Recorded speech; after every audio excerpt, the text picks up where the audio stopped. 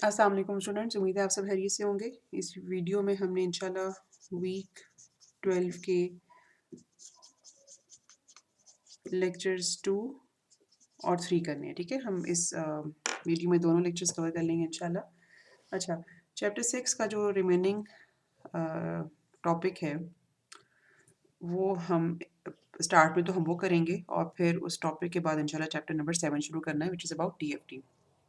अच्छा, हम लोगों ने चैप्टर 6 में अभी तक ये पढ़ा है कि जिस वक़्त हम सैम्पलिंग करते हैं, यानी कि डिस्क्रीट टाइम सिग्नल हमने बनाना होता है कंटिन्यूस टाइम सिग्नल से, तब इन दोनों सिग्नल्स के जो फ्रीक्वेंसी डोमेन्स हैं, ठीक है, यानी कि कंटिन्यूस टाइम सिग्नल का फ्रीक्वेंसी डोमेन और डिस्क्रीट टाइम सिग्नल का फ्रीक्वेंसी डोमेन, ठीक है, सिग्नल, इन दोनों के दरमियान क्या रिलेशनशिप है और वहाँ से फिर हमें टी की इंफॉर्मेशन मिलती है। और फिर हमने एक और टॉपिक पढ़ा, रिकंस्ट्रक्शन या इंटरपोलेशन, और इसमें हम डिस्क्रीट टाइम सिग्नल से कंटिन्यूस टाइम सिग्नल की तरफ जाते हैं। और इसमें होता यूँ है कि बेसिकली हर एक सैंपल की अवेलेबिलिटी, मतलब एक एक से ज़्यादा सैंपल की अवेलेबिलिटी के ऊपर हमारे पास एक वेव फॉर्म या एक पल्स होती है, ठीक है। उस पल्स का एम्पलीट्यूड चेंज होता है जैसे जैसे हमारे पास जो अवेलेबल पल्सेस होती हैं उनका जिस तरह से भी एम्पलीट्यूड होगा तो जनरेटेड पल्सेस का भी उसी तरह से एम्पलीट्यूड होगा। जो इंटरपोलेटेड जो इंटरपोलेशन के लिए जो पल्सेस इस्तेमाल होंगी या रिकंस्ट्रक्शन के लिए जो पल्सेस इस्तेमाल होंगी, ठीक है। और इवेंचुअली फिर हम उन सारी पल्सेस को सम अप करते हैं और हमारे पास कंटिन्यूस टाइम सिग्नल बनता है। अब उस इंटरपोलेशन के लिए इस्तेमाल होने वाली जो पल्स है वो इस तरह होगी ज़ीरो ऑर्डर होल्ड के लिए, या फिर इस तरह, ठीक है, या फिर इस तरह डिपेंडिंग अपॉन द फैक्ट कि हमारे पास दो कंसेक्टिव पल्सेस किस तरह की हैं, या फिर इस तरह से, ठीक है, डिपेंड करता है कि हम कितने ऑर्डर के सर्किट की बात कर रहे हैं, ठीक है। इस ज़ीरो ऑर्डर होल्ड के लिए हमें सिर्फ प्रेजेंट टाइम इंस्टेंट के ऊपर जो सैंपल जनरेट हुआ है सिर्फ उसकी इन्फॉर्मेशन चाहिए। फर्स्ट ऑर्डर होल्ड में हम दो पल्सेस की इन्फॉर्मेशन, दो सैंपल्स की इन्फॉर्मेशन हमें चाहिए होती है, ठीक है। और अगर हम एक बात करें सेकेंड ऑर्डर होल्ड सिस्टम की, तो वहाँ पर हमें 3 सैंपल्स की इन्फॉर्मेशन चाहिए होगी। और इस वजह से ये एक पैराबोलिक इंटरपोलेटर है, यहाँ पर हमें 5 सैंपल्स की इन्फॉर्मेशन चाहिए होगी। और यहाँ से आगे जाते हुए हम लोगों ने फिर फाइनली पढ़ा था आइडियल इंटरपोलेटर।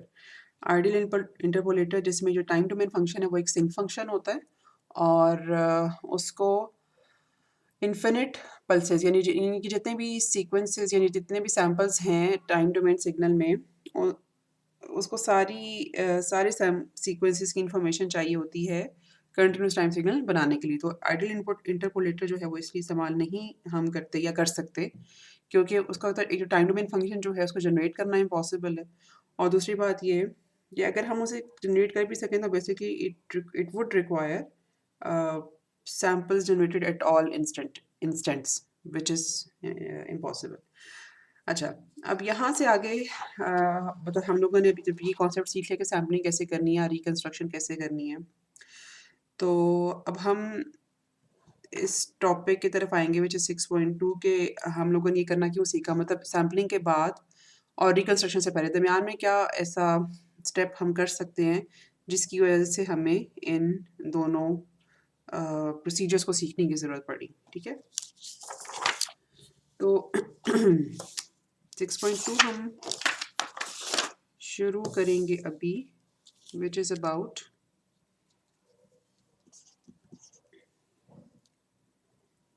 discrete time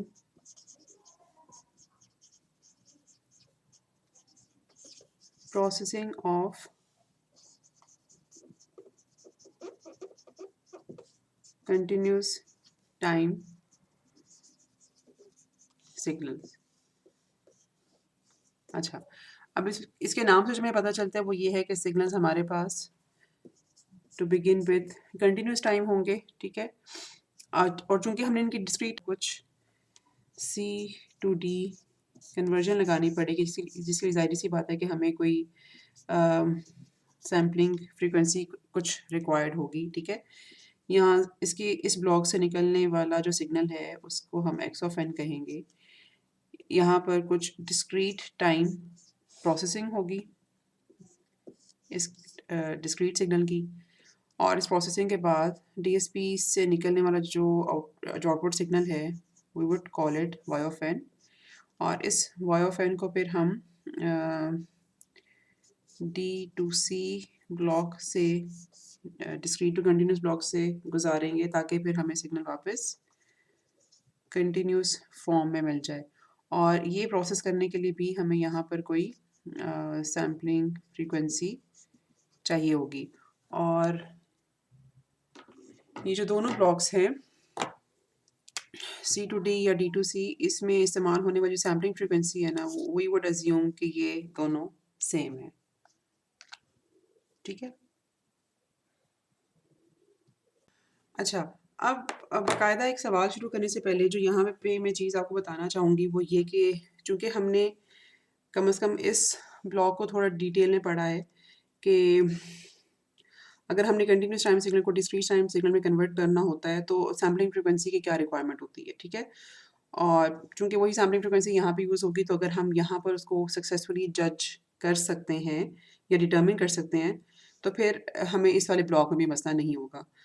तो अगर मतलब उस जो जो भी सवाल आपने सॉल्व करना है उसमें अगर एक इजाफी रिक्वायरमेंट ये है कि continuous time continuous time signal जो भी अवेलेबल है उसको देखकर अगर आपने सैम्पलिंग फ्रीक्वेंसी डिटर्मिन करनी है तो you should be able to do it, ठीक है। क्योंकि सैम्पलिंग फ्रीक्वेंसी का क्या रिलेशनशिप होता है आपके कंटिन्यूस टाइम सिग्नल के साथ, you must know it very well.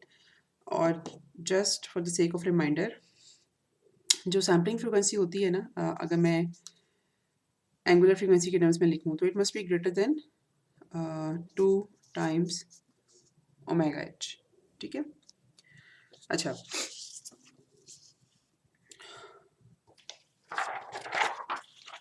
Okay, अब सवाल हमारे पास ये है, इसी ब्लॉक डायग्राम को हम इस्तेमाल करेंगे जो कि मैंने आपके सामने बनाई थी अभी।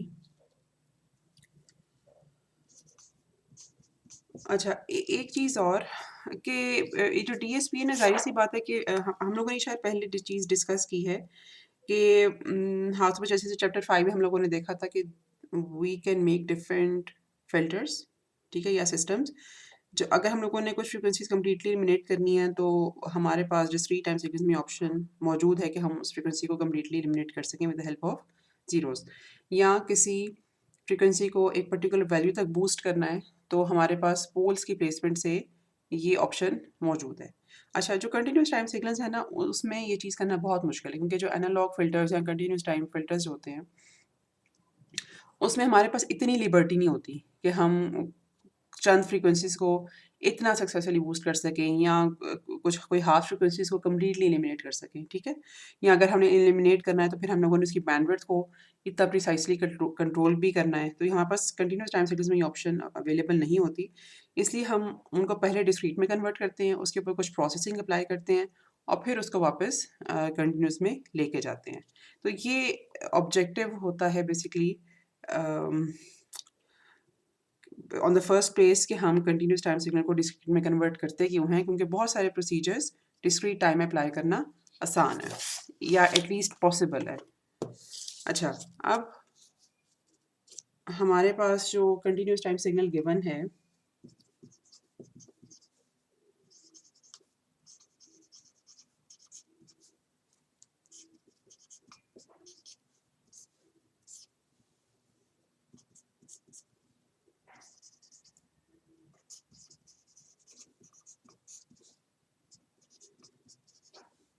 वो ये है, ठीक है। हम लोगों ने इसको एक सिस्टम से पास करना है, हमें उसका ट्रांसफ़र फंक्शन गिवन है डीएसपी का, ठीक है।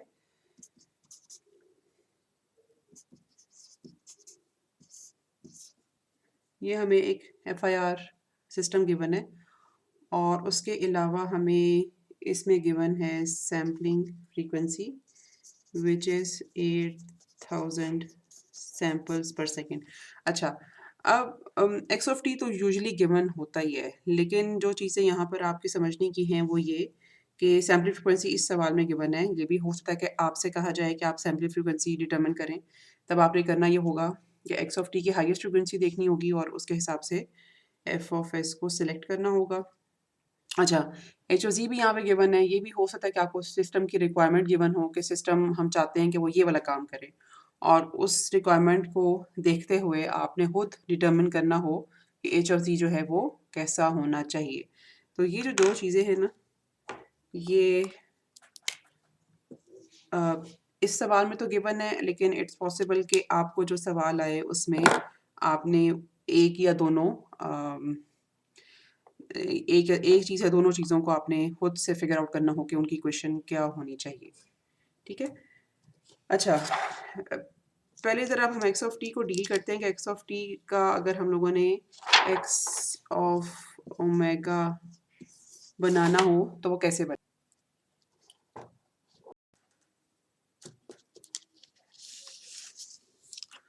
अच्छा, जो हमारे पास गिवन सिग्नल है ना, उसमें एक पार्ट तो हो गया हमारे पास डीसी, ठीक है, ये जो 3 गिवन है। उसके अलावा अगर मैं बाकी कंपोनेंट्स देखूं इनपुट के, तो ओके, एक कंपोनेंट जो है मेरे पास दैट इज़ डीसी, ठीक है। उसके बाद मेरे पास एक और कंपोनेंट है। अगर मैं उसको फेज़र फॉर्म में लिखूं, या अगर उसको ऑयलर आइडेंटिटी से स्प्लिट करके लिखा जाए, तो जो मेरे पास एक्सपोनेंशियल सिग्नल आएगा दैट वुड बी अच्छा, मैं 2/2 लिख रही हूँ जस्ट टू शो कि 2 यहाँ पर कोसाइन का एम्पलीट्यूड था, लेकिन एक्सपोनेंशियल सिग्नल लिखते हुए वो 2 से डिवाइड हो जाएगा, ठीक है। e raise to power minus j π/4, ठीक है। और इसकी जो फ्रीक्वेंसी है ओमेगा, मैं इसको फिलहाल 2 लिख रही हूँ क्योंकि मैंने यहाँ पर x2 लिखा हुआ है। ये जो इसकी जो फ्रीक्वेंसी है ओमेगा 1 की, दैट इज़ 0, ठीक है। तो ओमेगा 2 जो है दैट इज़ 6000 पाई। और इसी तरह से जो तीसरा कंपोनेंट है उसका जो फेज़र रिप्रेजेंटेशन होगी that would be done by this. अच्छा, यहाँ पे plus minus v of course आएगा, ठीक है। ओ, एक और चीज़, मुझे यहाँ पे स्मॉल ओमेगा नहीं लिखना चाहिए क्योंकि स्मॉल ओमेगा हम इस्तेमाल करते हैं डिस्क्रीट टाइम सिग्नल्स के लिए। मुझे यहाँ पे कैपिटल ओमेगा इस्तेमाल करना चाहिए। अच्छा, ओके। और ओमेगा 3 मेरे पास आ गया प्लस माइनस 12,000 पाई। अच्छा, अगर इस सिग्नल को मुझे फ्रीक्वेंसी डोमेन में प्लॉट करना है तो it would be something like this. ये एक्सिस ओमेगा है और इसको मैं अज्यूम कर रही हूँ कि ये किलो रेडियंस पर सेकेंड है, ठीक है। अच्छा, ये 10⁻³ रेडियंस पर सेकेंड है। यहाँ पे मेरे पास आ गया एक्स ऑफ ओमेगा। अच्छा, और इसको हम प्लॉट अब ऐसे कर सकते हैं कि मेरे पास यहाँ पे यानी कि 0 के ऊपर तो इसका एम्पलीट्यूड आ गया 3, और उसके बाद 6 पाई क्यों होंगे, जो 10⁻³ का फैक्टर है वो मैंने यहाँ पे कॉमन ले लिया, ठीक है। या ये प्लॉट जो है या एक्सिस जो है उसको हम इस तरह से बना रहे हैं। अच्छा, यहाँ पर आ जाएगा मेरे पास 1, ठीक है। और बाकी ये आ गया 12 पाई, ये मेरे पास आ जाएगा समथिंग लाइक 11/2 या 5.5, ठीक है। अच्छा, बाकी हर जगह 0 है। और इसी तरह से हम यहाँ पे भी ये चीज़ शो कर सकते हैं। बाकी हमारे पास अब सवाल ये है कि ये तो एम्पलीट्यूड शो हो गए ना, जैसे ये 3 वाला मैंने इधर प्लॉट कर दिया, ये 1 मैंने इधर प्लॉट कर दिया एंड सो ऑन। तो ये मेरे पास फेजेस जो हैं ये कहाँ पे गए? ये बेसिकली जो प्लॉट है ना, ये मैग्नीट्यूड का प्लॉट है। अगर हम यहाँ पर फेस प्लॉट बनाएं, ठीक है, which would be something like this, omega और 10⁻³ रेडियंस पर सेकेंड। यहाँ मैंने 10⁻³ इसलिए लिखा ताकि जस्ट टू शो, इसको हम किलो रेडियंस पर सेकेंड में लिख सकते हैं और 10⁻³ रेडियंस पर सेकेंड का एक्सेस भी लिख सकते हैं। और यहाँ पे एंगल है, एंगल या फेस प्लॉट हम कर रहे हैं, तो डीसी सिग्नल का तो प्लॉट नहीं होता, वो तो इसी तरह से लिखा जाएगा, ठीक है। और ये आ गया मेरे पास 6 पाई, ये मेरे पास आ गया 12 पाई। अच्छा, अब मेरे पास जो 6000 पाई पे फेस था दैट वाज -π/4,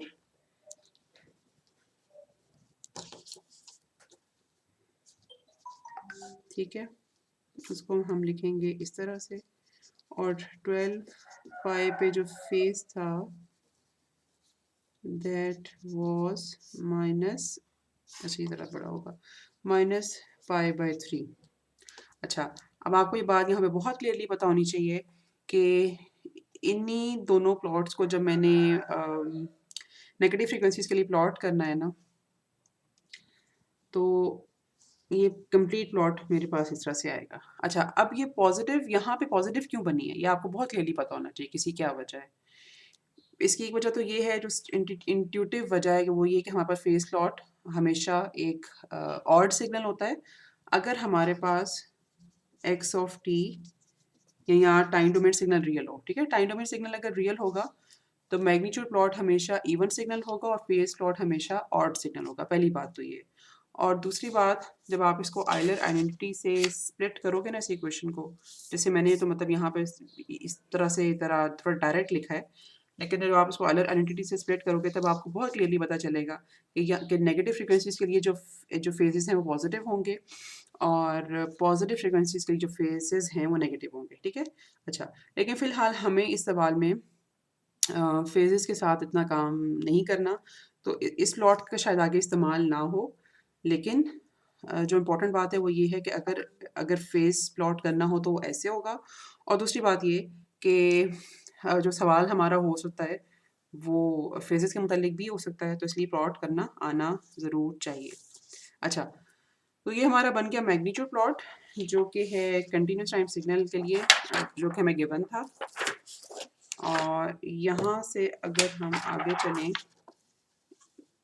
ओके, आगे चलने का मतलब ये है कि अब हमें बेसिकली पहला यहाँ पे काम करना है, और वो ये है कि x ऑफ t को ट्रांसफॉर्म करना है x ऑफ n में, सच दैट कि जो सैम्पलिंग फ्रीक्वेंसी है दैट इज़ 8000 सैम्पल्स पर सेकेंड या हर्ट्ज। अच्छा, अब इसमें होगा क्या कि ज़्यादा आसान हमारे लिए है कि हम यहाँ पर x ऑफ ओमेगा प्लॉट करें, ठीक है।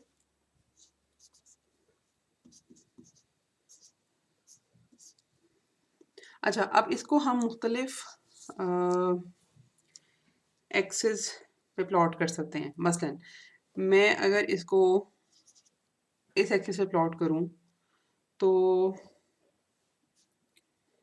मैं ट्राई करती हूँ कि थोड़ा सा स्क्वीज़ करके इसको बना सकूं।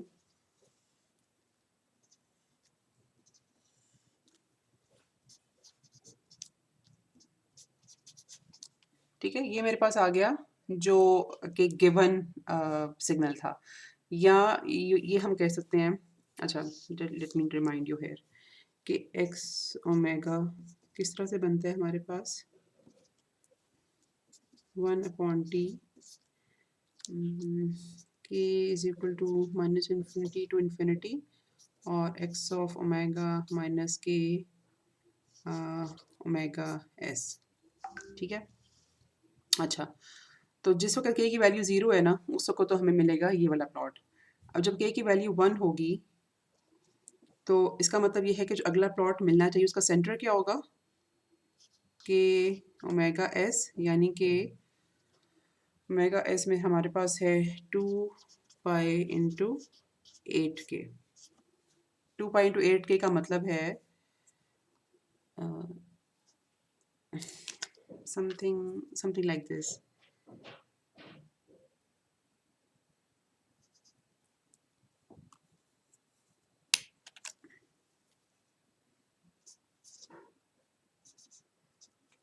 ठीक है, और इसी तरह से यहाँ पे हमारे पास, अच्छा इस ये चूँकि 6 गैप से मैंने बनाई है तो ये थोड़ा सा इसको इधर होना चाहिए, बट स्टिल इट्स ओके।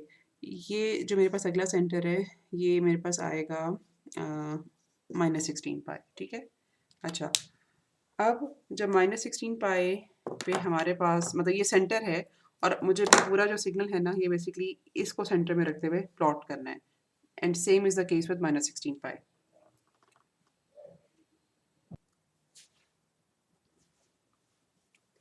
अच्छा, तो अब फॉर एग्जांपल अगर 16 पाई मेरा मेरा मतलब सेंटर हो, जो मुझे इसकी कॉपी प्लॉट करनी है यहाँ पर, तो -12 पाई वाला जो सिग्नल है वो कहाँ पे जाके बनेगा? अच्छा, you should pause here and think for a while. -12 पाई वाला सिग्नल बनेगा मेरे पास 4 पाई के ऊपर। ठीक है, तो ओके ये वाला 6 पाई के ऊपर है, तो समथिंग लाइक दिस। ठीक है, ये -12 पाई वाला सिग्नल मेरे पास 4 पाई पे आ गया। अच्छा, ये 6 पाई वाला सिग्नल मेरे पास आ गया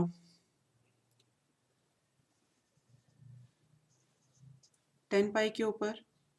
अच्छा, उसके बाद 0 वाला सिग्नल आ गया मेरे पास 16 पाई पे, फिर 22 पाई पे ये वाला सिग्नल आया, मतलब ये जो 6 पाई पे है, और 28 पाई पे ये वाला सिग्नल आया मेरे पास। ठीक है, और इसी तरह से -16 पाई को अगर मैं सेंटर में रखूं तो ये सिग्नल जब शिफ्ट होकर इधर आएगा तो भी कुछ इसी तरह की सिचुएशन मिलेगी। ठीक है, इसको हम बनाने की कोशिश करते हैं।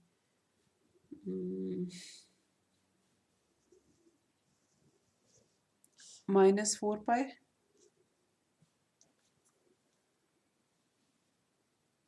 अच्छा जी, 10 पाई, उसके बाद मैंने ज़्यादा एम्पलीट्यूड ओके बड़ा कर दिया थोड़ा सा।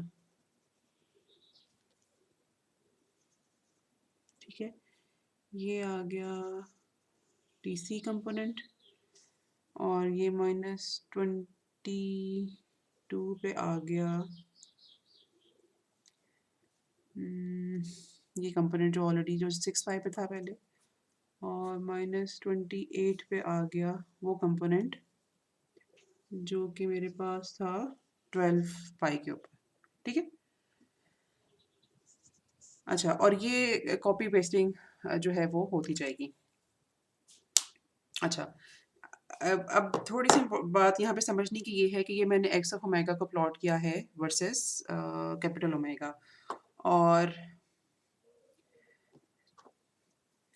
जैसे यहाँ पे मेरे पास जो फ्रीक्वेंसी थी दैट इज़ 28 पाई, मतलब फ्रीक्वेंसीज का थोड़ा बहुत आपको आइडिया है मेरे पास, यहाँ पे बहुत मैसअप हो जाएगा, लेकिन मैंने आपको थोड़ा सा बताने की कोशिश की। मैं एक दफ़ा दोबारा से बता देती हूँ, अगर आपने नोट डाउन नहीं किया तो आप कर लो।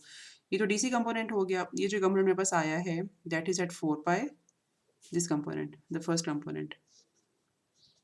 ठीक है, ये जो ऑलरेडी कंपोनेंट मौजूद था ये 6 पाई पे था, ये वाला कंपोनेंट 10 पाई पे है, this is at 12, this is at 16, this component must be at 22, and this one is at 28, यानी कि 12 + 16 ये 28 पे आ गया। और यहाँ के भी आप फिर नेगेटिव फ्रिक्वेंसीज के साथ उसी तरह फिगर आउट कर सकते हो। ठीक है, अच्छा, अब अगर इसी प्लॉट को मैं वर्सेस ओमेगा बनाना चाहूँ, ठीक है, तो मुझे करना ये है बेसिकली कि या again you should pause the video है and think for a while कि मुझे इसके लिए क्या करना पड़ेगा। अच्छा, करना ये पड़ेगा कि मुझे हर वैल्यू को 8000 से डिवाइड करना पड़ेगा। क्यों? क्योंकि this small omega is related with capital omega with this equation. ठीक है, तो जो टी है मेरे पास that is equal to 1/8000, right. तो 1/8000 है, तो ओमेगा की जिस भी मतलब अगर मुझे मेरे पास कैपिटल ओमेगा की वैल्यू है तो स्मॉल ओमेगा लेने के लिए मुझे हर वैल्यू को 8000 से डिवाइड करना पड़ेगा। अच्छा, अब चूंकि हम यहाँ पर भी ऑलरेडी ओके ये जो ऊपर वाला ग्राफ मैंने बनाया हुआ है इसमें मैंने हर वैल्यू में से मैंने कॉमन लिया हुआ है ना 10⁻3, ठीक है, तो यहाँ पर फिर हमें कॉमन लेने की ज़रूरत नहीं पड़ेगी। अच्छा, ओके, तो सिग्नल जो ये वाली वैल्यू है ना, ज़ीरो की वैल्यू ज़ीरो पे रहेगी। ओके, जो वैल्यू मेरे पास 4 पाई पे, अच्छा पहले हम ज़रा ओरिजिनल सिग्नल देख लेते हैं। Okay, to make us less confusing, zero वाला तो वहाँ पे ज़ीरो पे आ गया, जो वहाँ पर 6 पाई पे है वो यहाँ पे किस फ्रीक्वेंसी के ऊपर बनेगा? 6 पाई/8 अगर हम देखें तो ये हमारे पास 6 पाई वाला सिग्नल मेरे पास आया 3 पाई/4 के ऊपर, ठीक है, और उसके बाद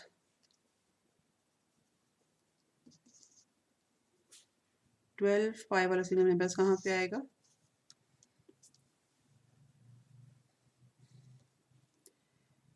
3 पाई/2,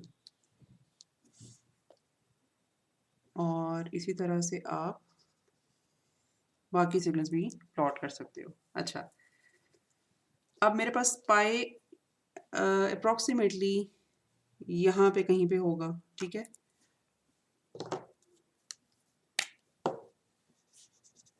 यहाँ से लेकर और -पाई मेरे पास यहाँ पर होगा।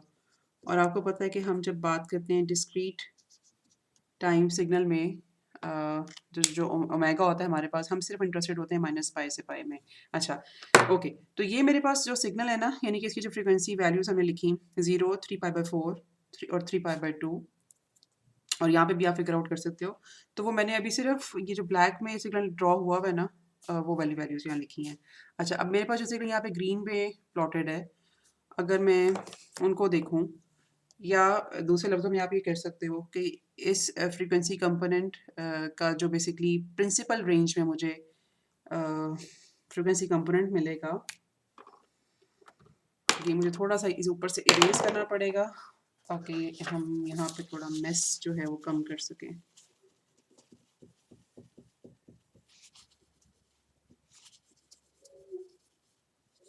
अच्छा जी, इसको अब हम दो तरीक़ों से देख सकते हैं। ये जो वाला जो ग्रीन कंपोनेंट है, ये यहाँ पे किस फ्रीक्वेंसी पे अपीयर होगा, या फिर ये वाला जो फ्रीक्वेंसी कंपोनेंट है जो प्रिंसिपल रेंज से बाहर जा रहा है, वो मुझे यहाँ पे किस फ्रीक्वेंसी के ऊपर मिलेगा। इसको हम दोनों तरीक़ों से देख सकते हैं। I will get it at pi, ठीक है। अच्छा, और ओके, ये वाला जो ग्रीन वाला सिग्नल है which was at I guess 10 pi, ठीक है, 5 पाई/4 समथिंग लाइक 5 पाई/4, ये भी मुझे पाई के बियॉन्ड ही मिल रहा है, ठीक है, ये मुझे मिल रहा है 5 पाई/4 पे। अच्छा, ओके, और यहाँ पर अगर मैं इस तरफ जाऊँ तो ये मुझे मिल गया एक -पाई/2 पे, और ये मुझे यहाँ पे मिल गया -5 पाई/4 पे,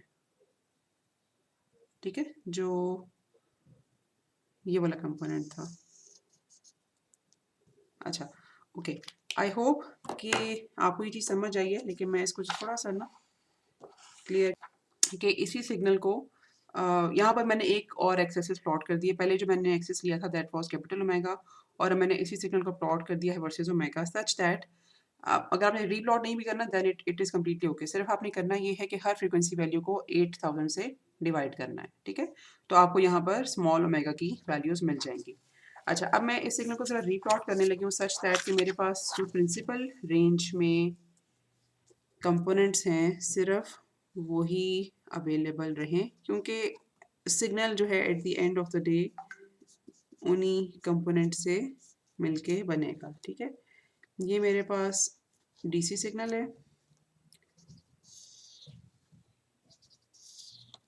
ये मेरे पास π/2 पे एक सिग्नल है जिसका मैग्नीट्यूड है 11/2, और ये मेरे पास 3π/4 पे एक कंपोनेंट है जिसका मैग्नीट्यूड है 1,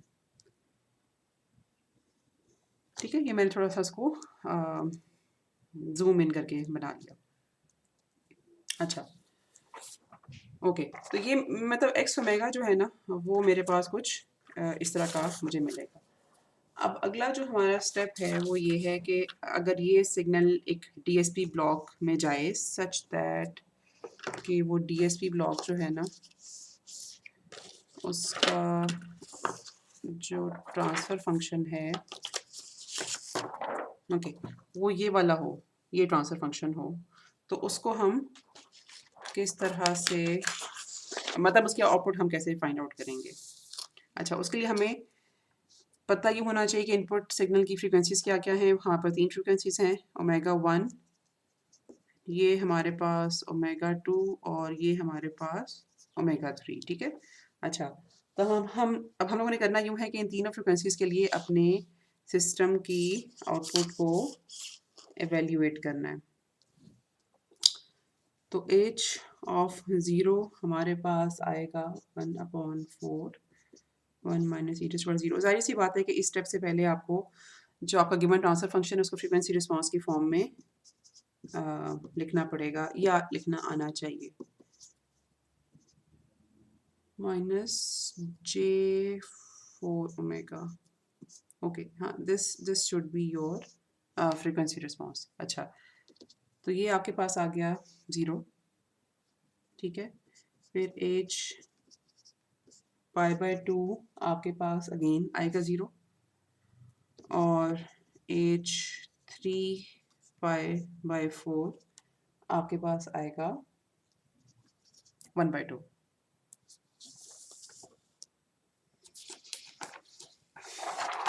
अच्छा, अब जब हम इन रिस्पेक्टिव कंपोनेंट्स को मल्टीप्लाई करेंगे इनपुट के साथ, तो योर, मतलब मैं इसकी इक्वेशन के फाइल लिख देती हूँ, लेकिन आई एम श्योर कि आपको ये पता होनी चाहिए कि क्या है। h ऑफ 0 प्लस ये जो दूसरा कंपोनेंट था π/2 वाला, वो कुछ इस तरह से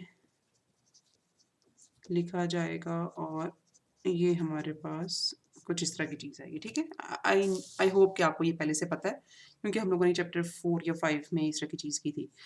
अच्छा जी, तो h ऑफ n हमारे पास आ गया। इस कंपोनेंट की का एम्पलीट्यूड क्या था हमारे पास, था आई गेस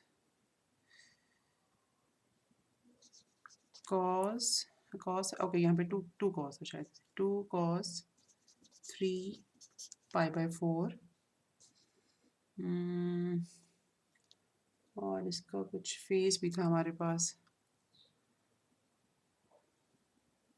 आई गेस π/4 इसका फेज था, अगर मुझे गलत नहीं याद तो।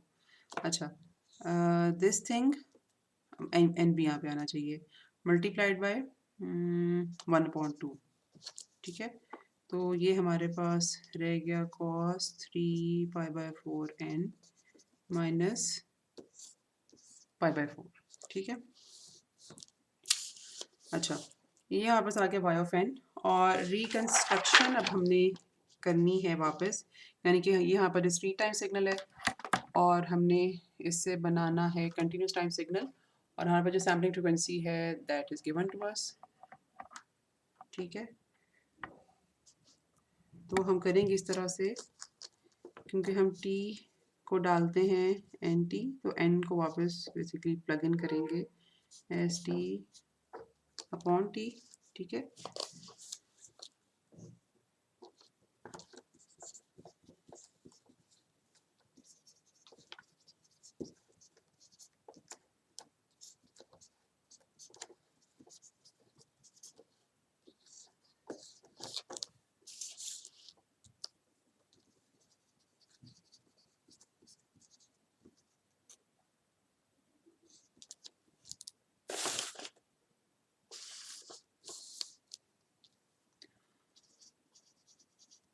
समथिंग लाइक दिस, ठीक है।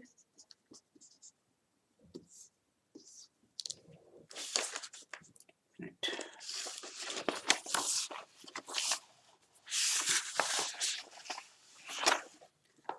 और यहाँ से आपको मिलना चाहिए cos 6000 pi minus pi by 4, ठीक है। अच्छा, हुआ यूँ है कि यहाँ पर जो डीसी कंपोनेंट था या जो एक हाई फ्रिक्वेंसी कंपोनेंट था एट 12000 पाई, वो दोनों एलिमिनेट हो गए हैं और ये वाला जो फ्रिक्वेंसी कंपोनेंट है इसका एम्पलीट्यूड जो है वो हाफ होके हमें मिला है। अच्छा, तो ये बेसिकली हम लोगों ने जो डिस्क्रीट टाइम सिग्नल प्रोसेसिंग करके वापस कंटिन्यूस सिग्नल में कन्वर्ट किया तो हमें आउटपुट पे ये सिग्नल मिला। तो this is how this question is solved. अच्छा जी, अब हम चैप्टर नंबर 7 शुरू करेंगे, जिसका टाइटल है द डिस्क्रीट फोरियर ट्रांसफॉर्म, और इसको हम डीएफटी के नाम से ज़्यादातर रेफ़र करेंगे, ठीक है। अच्छा, अब डीएफटी कंप्यूट कैसे करते हैं उससे पहले ज़्यादा ज़रूरी ये समझना कि डीएफटी हम कंप्यूट करते क्यों हैं। उसके लिए दो बातें समझना ज़रूरी है।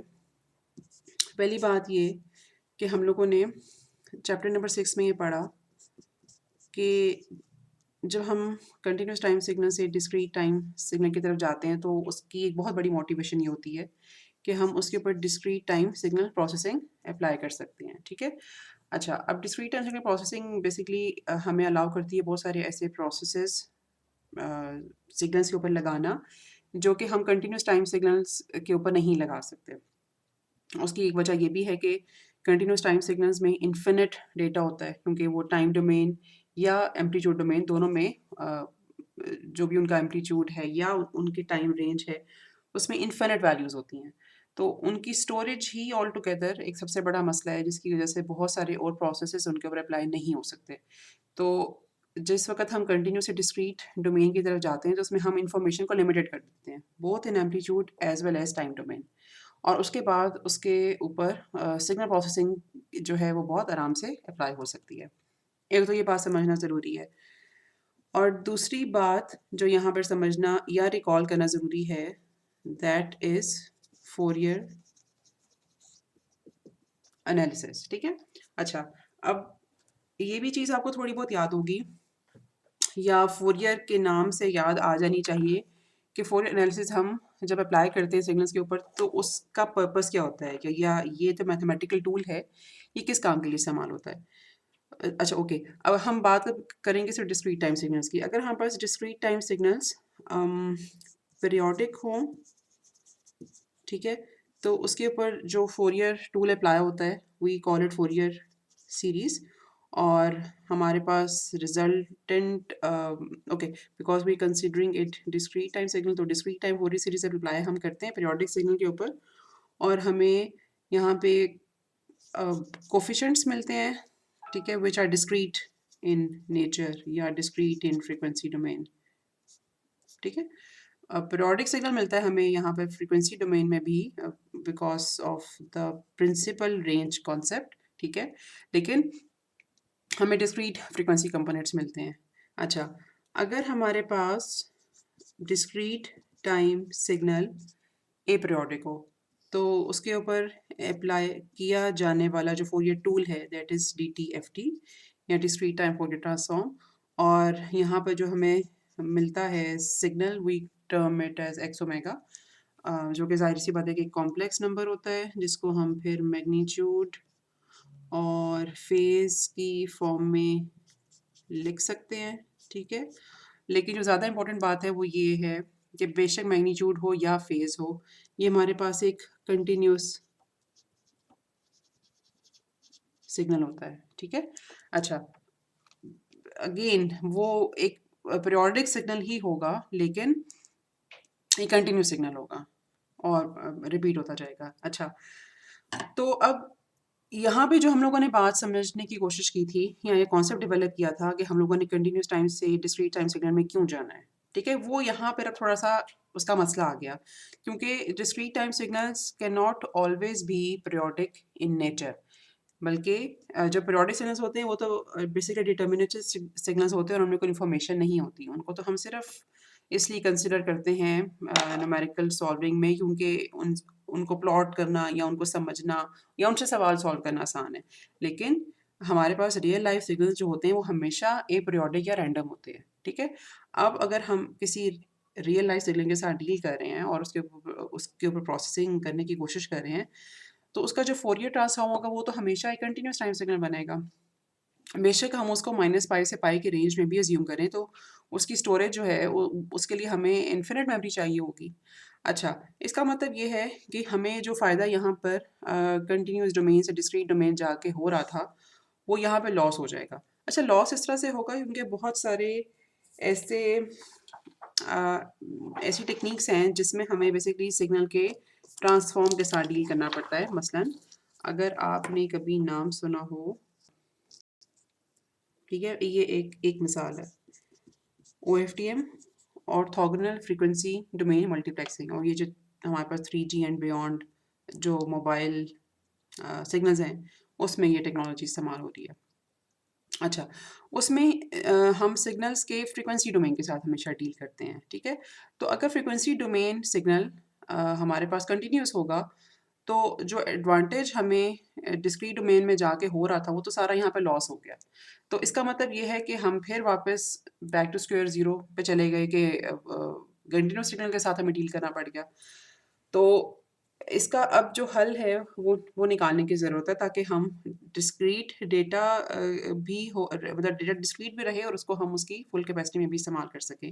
अच्छा, यहाँ पे जो है ना DFT, वो हमारे काम आता है, ठीक है? DFT का कॉन्सेप्ट ये है कि जब हम अपीरियोडिक सिग्नल पे DTFT लगाकर कंटिन्यूअस टाइम सिग्नल्स हमें मिलते हैं, which is actually the case, तो हम किसी तरह से अ, ये जो सिग्नल है ना, इसको डिस्क्रीटाइज़ कर सकें, ठीक है? ओरिजिनली मिलने वाला जो स्पेक्ट्रम होता है वो कंटिन्यूअस ही होता है। अगर अपीरियोडिक सिग्नल होगा ना, तो उसके उससे मिलने यानी कि अपीरियोडिक सिग्नल अगर टाइम डोमेन में होगा तो उसका frequency domain signal will always be continuous. लेकिन for the purpose of computations या इन्फिनिट मेमोरी से बचने के लिए हम एक और मैथमेटिकल फार्मूला लगाते हैं। That mathematical formula is called DFT, ठीक है, दिस वन। तो DFT से बेसिकली बनता है डिस्क्रीट फोरियर ट्रांसफॉर्म। तो होता फिर यूँ है कि जो अपीरियोडिक सिग्नल्स के ऊपर हम जब DFT लगाते हैं,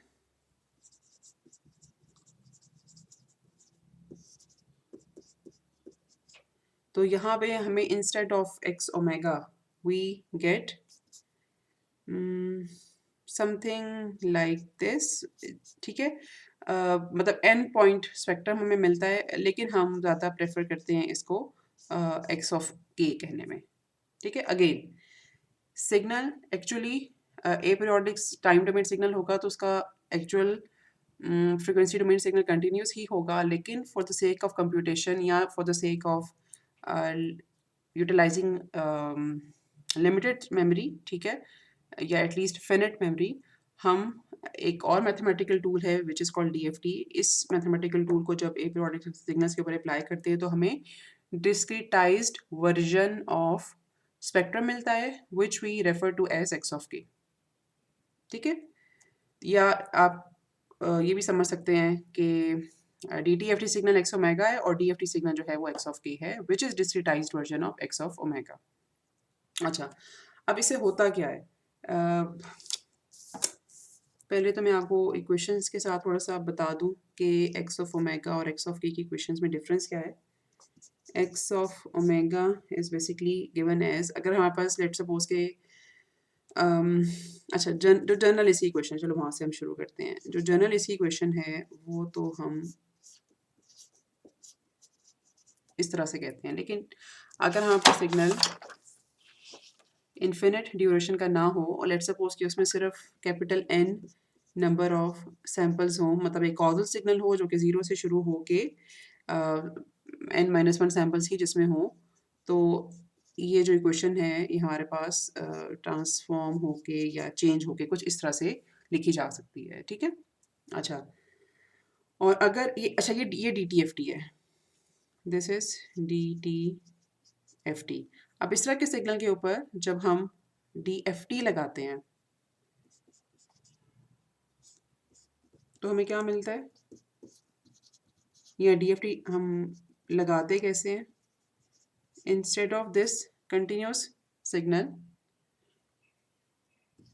we use 2 pi by n into k into n. This might be a familiar expression क्योंकि ओमेगा को हम इस तरह से लिखना सीख चुके हैं, या वी नो दैट ओमेगा को इस फॉर्म में लिखा जा सकता है, ठीक है। तो this equation is DFT equation, ठीक है। अब हमें x ऑफ ओमेगा डिस्क्रिटाइज होके मिल गया। उस डिस्क्रिटाइज्ड वर्जन में कितने पॉइंट्स होंगे वो इस पे डिपेंड करेगा n के ऊपर, लेकिन we can play with it. ये हम मतलब बाद में हम देखते हैं कि हमें अगर ज़्यादा पॉइंट्स चाहिए तो हम क्या करेंगे, हमें कम पॉइंट्स चाहिए तो हम क्या करेंगे, एंड सो ऑन। लेकिन अदरवाइज जो बेसिक कॉन्सेप्ट है वो आपके सामने यहाँ पे गिवन है। अच्छा, अब थोड़ा सा ना यहाँ पे समझने की ज़रूरत है एक बड़ी इंपॉर्टेंट बात कि जो रिजल्टेंट टाइम डोमेन सिग्नल होगा ना, अब उसके साथ क्या होगा। अच्छा जी, जब तक हम DTFT इस्तेमाल कर रहे थे और अप्लाई कर रहे थे तो कुछ इस तरह की सिचुएशन थी कि x ऑफ n एक ए पीरियोडिक डिस्क्रीट सिग्नल था, ठीक है। यहाँ से हमने अप्लाई किया या इसके ऊपर हमने अप्लाई किया DTFT, तो हमें मिला x omega, you know the relationship, ये वाला रिलेशनशिप, ठीक है। अज्यूमिंग के सिग्नल कॉजल है और उसमें सिर्फ total n capital N number of samples हैं। अच्छा, x of omega was a periodic signal, yeah, it's always a periodic signal, लेकिन it is continuous in nature। अच्छा, अब आपको x ऑफ ओमेगा से वापस x ऑफ n भी जाना आता है। इसके ऊपर जब हम इन्वर्स DTFT का फॉर्मूला लगाते हैं, ठीक है, तो हमें x ऑफ n मिल जाता है। अब DFT के केस में क्या होता है? This x of n which is aperiodic and discrete in nature, इसके ऊपर हम जब अप्लाई करते हैं DFT का फॉर्मूला। अच्छा, DFT का फॉर्मूला हमने यहाँ पर देखा है पहले, ठीक है। This is DFT formula. ये फॉर्मूला हम जब इसके ऊपर अप्लाई करते हैं तो हमें मिलता है एक signal which we called x of k। This signal is periodic and discrete in nature, ठीक है। जिसकी एक्चुअली तो यही वजह है ना जिसकी वजह से हमने DFT लगाया। अच्छा, अब सूरत हाल ये है कि इसके ऊपर हम जब लगाते हैं ना IDFT का मैंने आपके सामने अभी क्वेश्चन नहीं लिखी, पहले मुझे शायद वो क्वेश्चन लिख देनी चाहिए। अच्छा, इसके ऊपर हम जब लगाते हैं IDFT, और IDFT basically is given as, अब देयर इज अ रीज़न कि मैंने यहाँ पे सबस्क्रिप्ट में कैपिटल N लिखा है।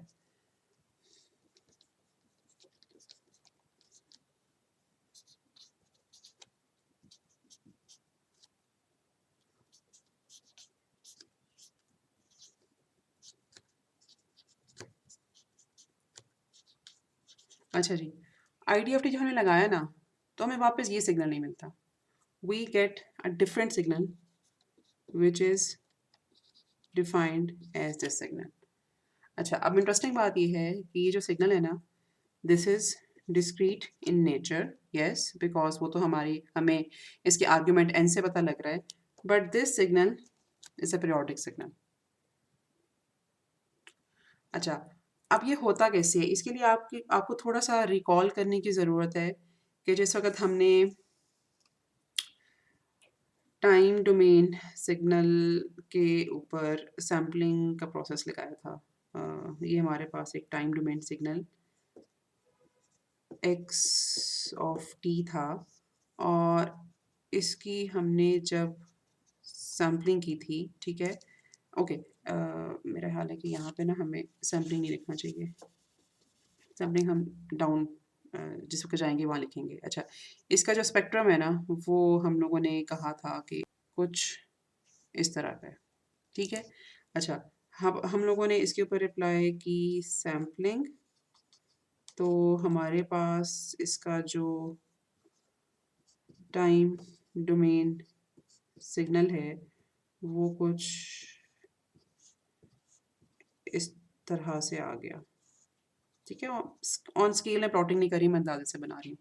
सैम्पलिंग अप्लाई की तो ये सिग्नल हमारे पास आ गया नीचे वाला, लेकिन जो फ्रिक्वेंसी डोमेन में फ़र्क पड़ा वो ये कि हमारे पास यहाँ पे बहुत सारी रेप्लिकेटेड कॉपीज बन गई, डिपेंडिंग अपॉन के हाईएस्ट फ्रिक्वेंसी और सैम्पलिंग फ्रिक्वेंसी का क्या रिलेशनशिप है, ठीक है। ओके, टाइम डोमेन में सैम्पलिंग अप्लाई करने से जहाँ टाइम डोमेन में सिग्नल की शक्ल सूरत में ये फ़र्क आएगा, वहाँ फ्रिक्वेंसी डोमेन में सिग्नल की शक्ल में ये फ़र्क आएगा, ठीक है। अच्छा, अब यही चीज़ हम मतलब जो कॉन्सेप्ट है ना वो तो वही रहेगा, यानी कि डिस्क्रिटाइजेशन जब हमने इंट्रोड्यूस की एक डोमेन में, तो दूसरी डोमेन में रेप्लिकेशन जो है वो आ गई। अब आप यहाँ पे देखो कि हमारे पास DTFT सिग्नल जो है, मैं यहाँ पे आसानी के लिए मतलब मैंने आपको ये चीज़ बताई हुई है कि हम इसको एक्स ऑफ ओमेगा जो है उसको अगेंस्ट ओमेगा भी प्लॉट कर, स्मॉल ओमेगा भी प्लॉट कर सकते हैं, कैपिटल ओमेगा भी प्लॉट कर सकते हैं, ठीक है। सिर्फ उनमें फ़र्क आ जाएगा न्यूमेरिकल वैल्यूज़ में जो एक्स एक्सिस की होंगी। अच्छा, अगर मेरे पास ये DTFT सिग्नल है,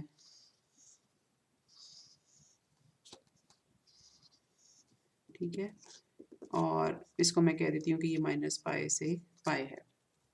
अच्छा, अब जब मैंने यहाँ पर डिस्क्रीटाइजेशन कह सकते हैं हम, सैम्पलिंग तो पता नहीं, सैम्पलिंग कह लें या डिस्क्रीटाइजेशन कह लें, इंट्रोड्यूस हमने की और हमारे पास यहाँ पे एक्स ऑफ ओमेगा की जगह एक्स ऑफ के बन गया। अगेन इसको आप ओमेगा अगेंस्ट ओमेगा भी प्लॉट कर सकते हैं और अगेंस्ट के भी प्लॉट कर सकते हैं, ठीक है। एंड यू नो दैट हम लोगों ने इसको करके देखा हुआ है। अच्छा, और मेरे पास ये जो सिग्नल है ये कुछ इस तरह से आ गया, ठीक है। अगेन मैं अपनी आसानी के लिए इसको -π से π लिख रही हूँ। आप इसको जो है ना, if I am mistakenly changing the number of samples per period, तो प्लीज़ डोंट माइंड इट। मैं इसको सिर्फ अंदाजे से बना रही हूँ, but I am just trying to give you a concept here, ठीक है। अच्छा, अब हम लोगों ने फ्रीक्वेंसी डोमेन में डिस्क्रिटाइजेशन जब इंट्रोड्यूस कर दी, और लेट्स सपोज कि ये जो एक्स ऑफ ओमेगा था ना हमारे पास, ये एक इस तरह का सिग्नल था,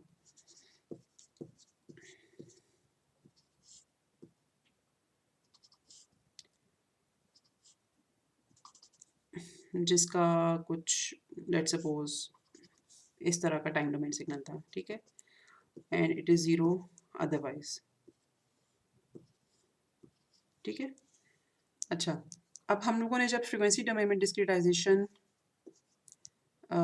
इंट्रोड्यूस की है, तो इस डिस्क्रीट फ्रीक्वेंसी डोमेन की वजह से इसके कॉरेस्पॉन्डिंग जो टाइम डोमेन सिग्नल होगा वो कैसा बनेगा।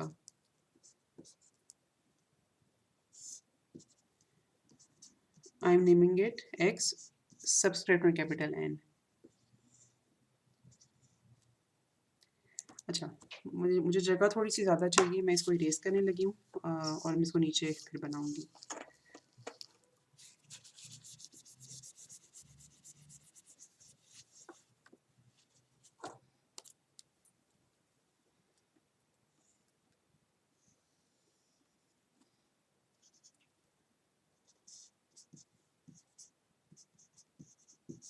ओके, वो मैंने ऑलरेडी शायद लिखा भी है।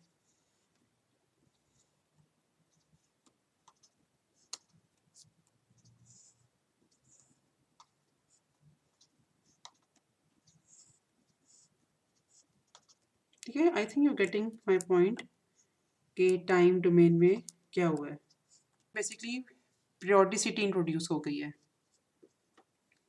सिग्नल की रेप्लिकेशन शुरू हो गई है। ठीक है, इस कॉन्सेप्ट को हम थोड़ा सा और बढ़ाएंगे आगे जाके कि बेसिकली उसने कितना पीरियड या कितना सिग्नल चूज करना है पीरियोडिसिटी के लिए, लेकिन फॉर द टाइम बीइंग जो सिग्नल का जो नॉन ज़ीरो वैल्यू थी ना, मैंने फ़िलहाल वही लेके मैं आगे चली हूँ। ठीक है, और यहाँ पे हुआ यूँ है कि just like we learned in chapter number 6, जो कि मैंने आपके सामने यहाँ पर पिछली ट्रांसपेरेंसी में बनाया था कि एक डोमेन में डिस्क्रिटाइजेशन इंट्रोड्यूस करने से दूसरी डोमेन में क्या होता है, वही कॉन्सेप्ट यहाँ पे हुआ है कि फ्रीक्वेंसी डोमेन में हमने जब डिस्क्रिटाइजेशन ऐड करके एक्स ऑफ ओमेगा से या डी टी एफ टी से डी एफ टी एक्स के की तरफ गए हैं, तो इस सिग्नल के जो कॉरस्पॉन्डिंग टाइम डोमेन सिग्नल है वो अब ओरिजिनल टाइम डोमेन सिग्नल से इस तरह से डिफरेंट होगा। This is a periodic signal. ठीक है, और इस पीरियोडिक सिग्नल का जो रिलेशनशिप है एक्स ऑफ एन के साथ वो ये है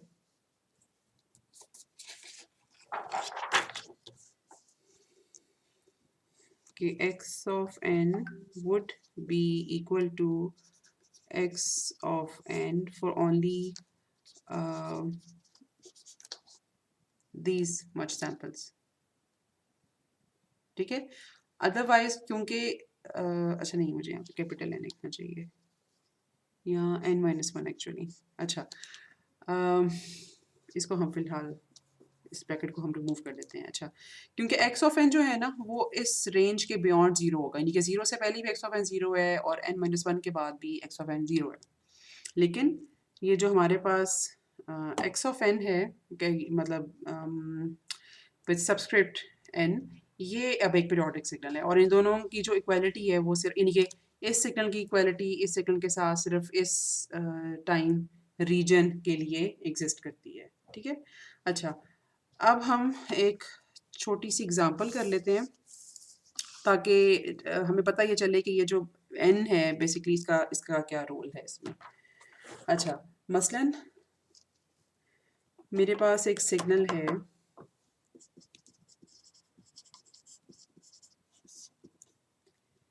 x of n is equal to 1/2 raised to power n, और this signal is valid for 6 samples only। ठीक है, अच्छा, और इन 6 सैम्पल्स के अलावा ये जो सिग्नल है ना this would be equal to 0। अच्छा, अब अगर मैं इसका x ऑफ ओमेगा निकालना चाहूँ तो इसके लिए जो इक्वेशन लगेगी वो ये इक्वेशन होगी। ठीक है, और इसको जब आप थोड़ा सा सॉल्व करोगे, जो फॉर्मूला यहाँ पे लगेगा, okay I think you know that formula, लेकिन लेट मी राइट हेयर। ठीक है, इस तरह का क्लोज फॉर्म सॉल्यूशन के लिए ये वाला फॉर्मूला लगेगा। अच्छा, जो फाइनल उसकी उसकी फॉर्म आएगी ना आपके पास, ये जो फॉर्म आनी चाहिए,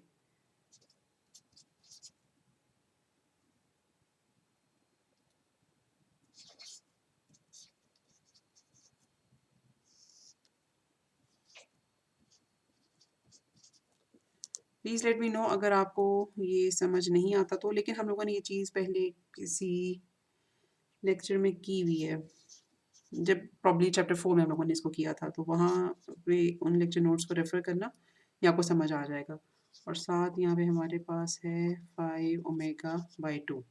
ठीक है, तो इस एक्सप्रेशन को जिस वक्त आप सॉल्व करोगे समेशन को, ताकि बस ये वाला आंसर आना चाहिए। ठीक है, अच्छा, फर्दर हम जब इस मैग्नीट्यूड प्लॉट को मैग्नीट्यूड की इक्वेशन को प्लॉट करेंगे तो हमें, क्योंकि वहाँ पास एक सा एक्स ऑफ ओमेगा है ना, तो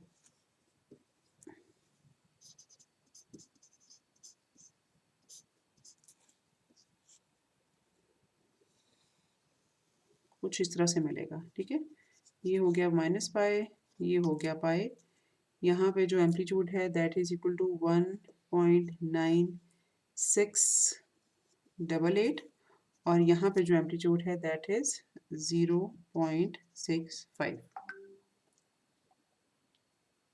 ठीक है, अच्छा, अब यहाँ से आगे जो है ना स्टोरी वो शुरू होती है। लेट्स सपोज कि मैं अब DFT कंप्यूट करना चाह रही हूँ बिकॉज मुझे कंटिन्यूस स्पेक्ट्रम नहीं चाहिए। तो मैं इसका प्लॉट करना चाहती हूँ 6 पॉइंट DFT। 6 पॉइंट DFT का मतलब ये है कि मैं इस सिग्नल के 6 पॉइंट्स ले रही हूँ। तो इन जनरल चूंकि इस सिग्नल में वैसे भी 6 पॉइंट्स हैं, तो मैं 6 पॉइंट DFT बोलूँ या मैं ये बोलूँ कि मैं इस सिग्नल का DFT कंप्यूट कर रही हूँ, तो it won't make any difference. अगर तो मुझे 6 पॉइंट से कम करना होगा या ज़्यादा करना होगा, देन इट मेक सेंस कि मैं जो है ना यहाँ पे पॉइंट्स का जिक्र करूँ। लेकिन चूंकि इस सिग्नल में 6 पॉइंट्स ही हैं, तो इधर I would say 6 point DFT या आई से DFT, that is one and the same thing. अच्छा, अब मैं 6 पॉइंट DFT कंप्यूट करना चाहूँगी, तो जो मुझे इसके लिए इक्वेशन लगानी है, that is this equation, e raised to power minus j 2 pi by 6 k और n। अब इस 6 का ताल्लुक पीरियोडिसिटी से नहीं है, या सॉरी इस n का, यहाँ पर जितने नंबर ऑफ सैम्पल्स हम अज्यूम करके DFT निकाल रहे हैं या DFT कंप्यूट कर रहे हैं, वो ये जो n है ना यहाँ पर, ये उस चीज़ को मतलब उसके लिए इस्तेमाल होगा। मतलब ये वाला n और ये वाला n जो है ना, ये सेम होने चाहिए। अच्छा जी, ये मेरे पास DFT का फॉर्मूला आ गया।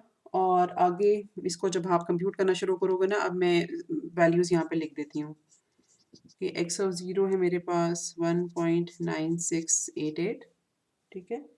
और x ऑफ 1, अच्छा इसमें एक थोड़ी सी और भी इंटरेस्टिंग चीज़ है कि हमें इसमें बहुत सारी कंप्यूटेशंस को ऐसे भी नहीं करनी पड़ती। अच्छा, अब क्यों? क्योंकि ये ज़ाहिर पीरियोडिक है, तो अगर हम हाफ भी कर लें तो ना, तो that is enough. X of 1 है हमारे पास 0 पॉइंट, मैं इसके ना रेक्टेंगुलर और पोलर दोनों लिख रही हूँ वैल्यूज़, ताकि आप उनको वेरीफाई भी कर सको। 0.7031 minus j 0.2436, and this comes out to be equal to 0.7441 angle 0.3335।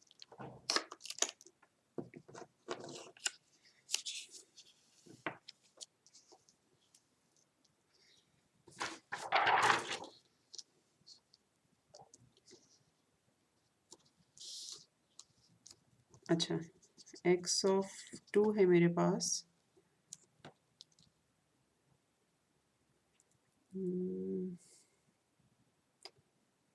अच्छा नहीं, आई एम सॉरी, ये x ऑफ 1 मैंने गलत लिखा है शायद, या हाँ जी, ये जो है ना, दिस इज x ऑफ 2, ठीक है। x ऑफ 1 मैं यहाँ पे लिख देती हूँ।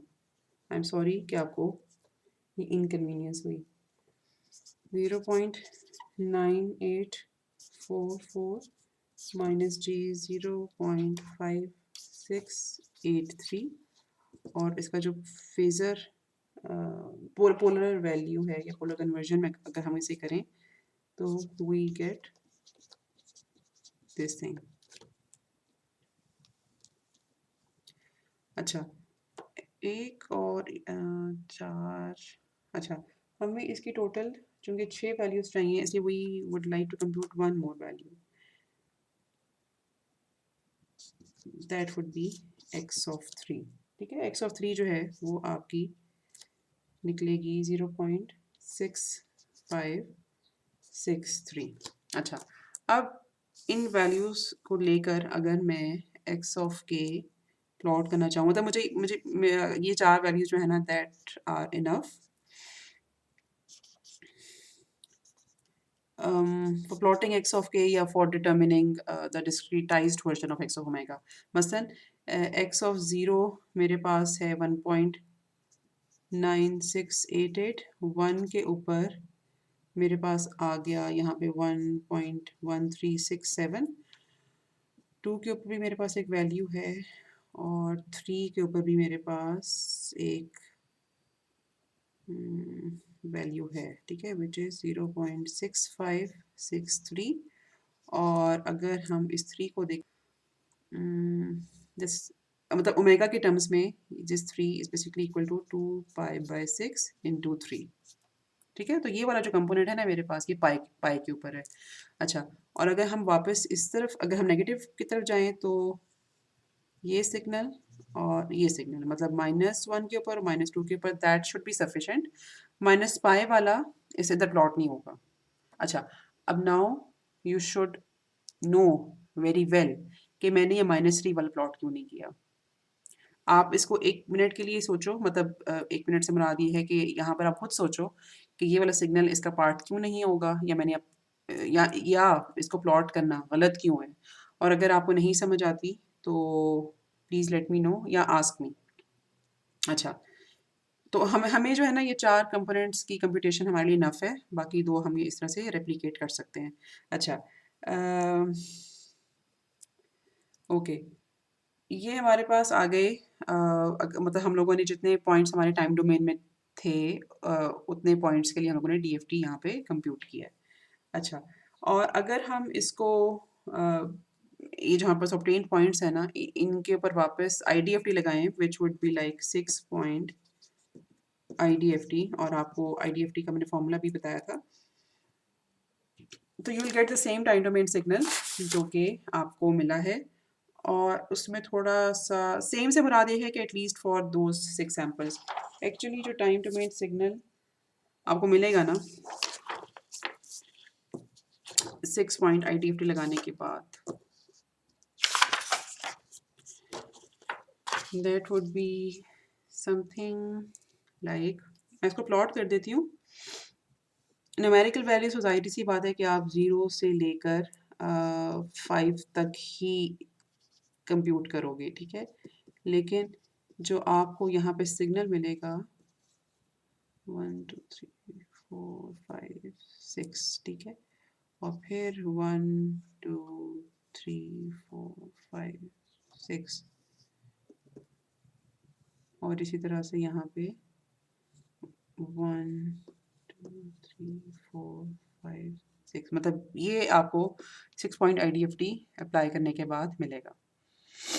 अच्छा, मैं अब यहाँ पर एक वजह है कि मैं 6 पॉइंट पापा कह रही हूँ, although as we will learn later कि यहाँ पे 6 पॉइंट कहना एक रिडंडेंट इंफॉर्मेशन है। अच्छा, अब लेट्स सपोज कि हम इस सिग्नल के ऊपर अप्लाई करते हैं 4 पॉइंट डीएफटी। अब 4 पॉइंट डीएफटी जो है ना बोलना, दैट इज़ लॉजिकल, क्योंकि सिग्नल में एक्चुअली 6 पॉइंट्स हैं, लेकिन हम सिर्फ 4 पॉइंट्स लेकर डीएफटी मालूम करना चाह रहे हैं। अच्छा, जिस वक्त हम 4 पॉइंट्स डीएफटी फाइंड आउट करते हैं ना, तो हम ज़ाहिर सी बात है कुछ पॉइंट्स ड्रॉप कर रहे हैं, और ये हम उस सिचुएशन में करते हैं जहाँ पे हमारे पास सिग्नल लेट्स सपोज बहुत बड़ा है और हम इतने सारे पॉइंट्स को कंसिडर नहीं कर सकते, तो हम कुछ लिमिटेड नंबर ऑफ पॉइंट्स लेकर, यानी कि जितनी हमारी मेमोरी हमें अलाउ करे, हम उतने पॉइंट्स लेकर डीएफटी कंप्यूट कर लेते हैं, ठीक है। तो उस केस में हमारे पास x ऑफ 0, अब आप देखोगे कि यहाँ पर जो डिस्क्रिटाइज वर्जन ऑफ स्पेक्ट्रम हमें मिला है ना, वो थोड़ा सा गड़बड़ भी होगा, मतलब x ऑफ 0 देखो, अब थोड़ी सी इसकी वैल्यू डिफरेंट आई है। x of 1 would be, I hope कि मैं इस वक्त x ऑफ 1 ठीक लिख रही हूँ, 0.8683 माइनस 0.5281, और x of 2 0.625, and that should be enough, ठीक है। और इसको अगर मैं प्लॉट करूँ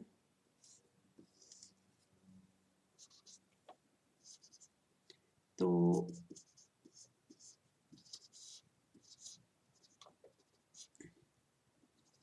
I should get something like this, और ये जब आप बेसिकली देखोगे तो ये कंपोनेंट ओमेगा की टर्म्स में पाई के ऊपर आएगा, ठीक है। तो ये हमारे पास एक्स ऑफ की आ गया। अच्छा, अब इस इंफॉर्मेशन को जब आप इस्तेमाल करते हुए इसके ऊपर 4 पॉइंट आईडीएफटी लगाओगे, ठीक है,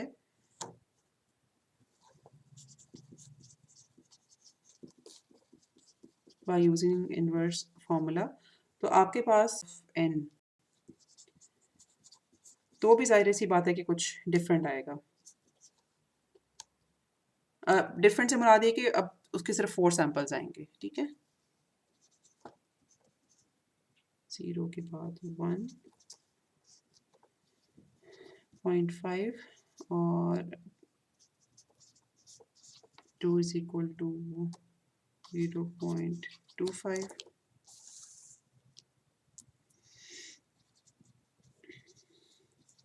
इज इक्वल टू 0.125। अच्छा, ये हम इधर n लिख लें या इधर 4 लिख लें, एक ही बात है। And because this signal is periodic, तो आपके पास मैं यहाँ पे 4 लिख रही हूँ, x4 of 4 would be equal to 1, x4 of 5 would be equal to 0.5 and so on. ठीक है, मैंने पिछली दफ़ा प्लॉट करके दिखाया था, यहाँ पे मैंने वैल्यूज़ लिख के दिखाई हैं, और जाहिर सी बात है कि ये पीछे की तरफ भी हमें सिग्नल मिलेगा। ठीक है, बिकॉज IDFT के बाद मिलने वाला सिग्नल जो होता है that is a periodic signal. तो पीरियोडिक सिग्नल जो है वो टेक्निकली माइनस इन्फिनिटी से इन्फिनिटी एग्जिस्ट करते हैं। ठीक है, तो आपने देखा कि मतलब n का यहाँ पर क्या रोल है। हम जितने पॉइंट का DFT लगाएंगे हमें उतने ही पॉइंट्स स्पेक्ट्रम में मिलेंगे, और फिर हमें जाहिर सी बात है कि इन सारे पॉइंट्स को इस्तेमाल करके ही IDFT लगाना पड़ेगा। और फिर हमें जो टाइम डोमेन सिग्नल है उसका अगर हम एक पीरियड देखें तो that would be comprised of उतने ही number of samples which we have considered for the computation of IDFT। ठीक है, अच्छा, अभी हम लोगों ने ये एग्जांपल एक ऐसे सिग्नल की जहाँ पे लेट सपोज कि हमारे पास बहुत बड़ा सिग्नल था और हमारे पास उसका सारे पॉइंट्स को कंसिडर करके DFT कंप्यूट करना पॉसिबल नहीं था। तो लेट सपोज कि हमने फिनिट नंबर ऑफ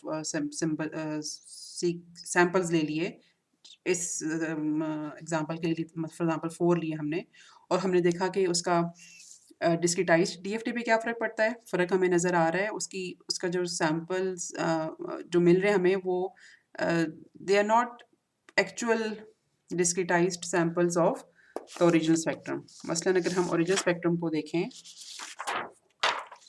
जो कि ये वाला था, ठीक है, ये ओरिजिनल स्पेक्ट्रम था, इसको अगर हम डिस्क्रिटाइज करें तो हमें जो वैल्यूज़ मिलेंगी ये उनकी ट्रू रिप्रेजेंटेशन नहीं है, और उसकी ऑब्वियस वजह ये है कि हम लोगों ने कुछ सैम्पल्स को ड्रॉप कर दिया है। ठीक है, जैसे कि हम लोगों ने देखा था कि जब 6 पॉइंट DFT कंप्यूट किया था तब हमें इसी सिग्नल के सैम्पल्स मिल रहे थे। अच्छा, अब हम ये चीज़ करके देखना चाहेंगे कि लेट सपोज हमारे पास बहुत अच्छा सिस्टम अवेलेबल है और हम जितने पॉइंट्स एक सिग्नल में हैं, जैसे कि यहाँ पे 6 पॉइंट्स हैं, तो अगर हम उससे ज़्यादा पॉइंट्स लेना चाहें तो उसकी वजह से क्या फ़र्क पड़ता है। ठीक है, तो इंस्टेड ऑफ 6 पॉइंट अगर हम 10 पॉइंट DFT कंप्यूट करना चाहते हैं, because we have a very good system available with us with enhanced memory, तो उसकी वजह से क्या होता है। अच्छा,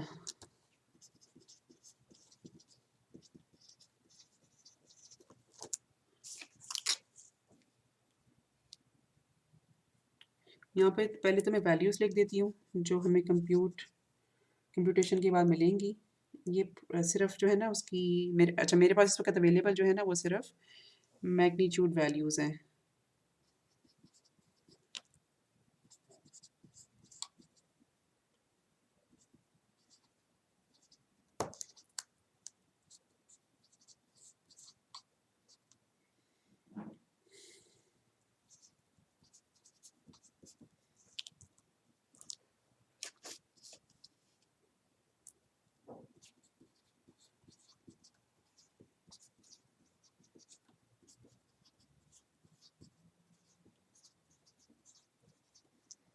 और आप इनको रेप्लिकेट कर सकते हो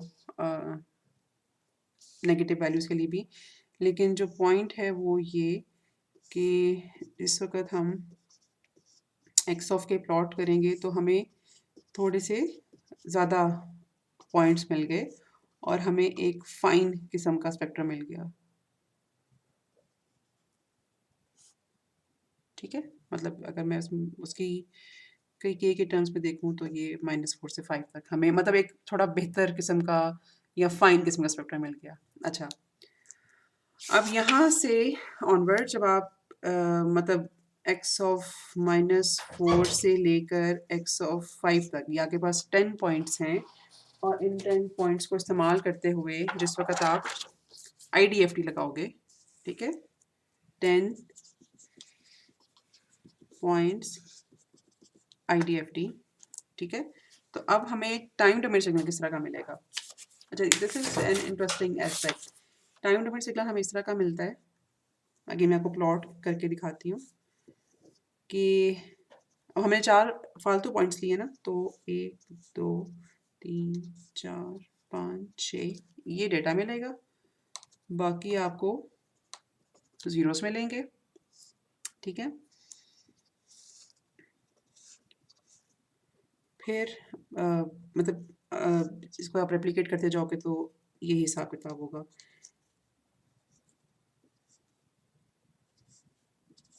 ठीक है, समथिंग लाइक दिस।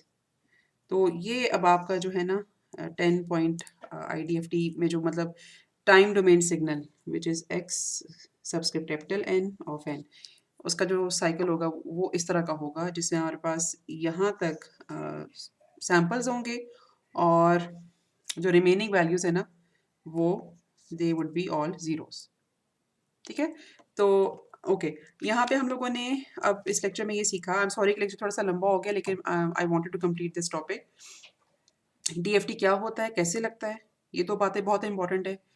तीसरी बात ये है कि जितने पॉइंट्स सिग्नल में हों उतने पॉइंट्स का हम जब DFT लेते हैं तो क्या होता है, उससे कम पॉइंट्स का DFT लेंगे तो क्या होगा, और अगर हम उससे ज़्यादा पॉइंट्स का DFT लेंगे तो क्या होगा। ये 2-3 बातें जो है ना DFT के मतलब ये आप सबको ज़रूर पता होनी चाहिए, और अगर इस लेक्चर में ये चीज़ आपको समझ नहीं आई तो please let me know before next lecture. अभी का टॉपिक हम यहाँ पे ख़त्म करेंगे, और नेक्स्ट लेक्चर में हम मतलब नेक्स्ट वीक में हम DFT से ही मतलब ये अज़्यूम करते हुए कि DFT यहाँ तक आपको समझ आ गई, हम यहाँ से आगे स्टार्ट लेंगे, ठीक है। Thank you very much. अल्लाह हाफ़िज़।